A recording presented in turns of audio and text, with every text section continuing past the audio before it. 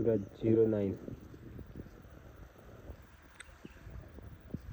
आज 15-20 दिन से ऐसे ही खड़ा है, ना कोई साफ सफाई की है ना कुछ, क्योंकि हमारी जो ग्रुप है वो ग्रुप थोड़ा बिखरा हुआ है और नहीं इसके साथ में 2 वीडियो बना रहे हैं,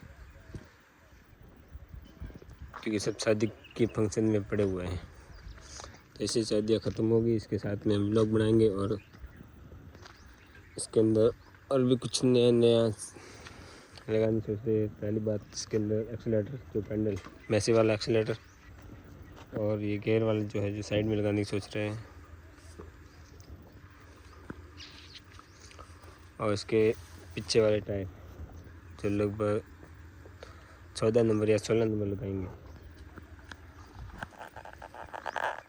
आपकी क्या राय है? आप एक बार कमेंट करके ज़रूर बताएं, ताकि हमारा मनोबल बना रहे और ऐसे ही हम कार्य करते रहे। Thank you.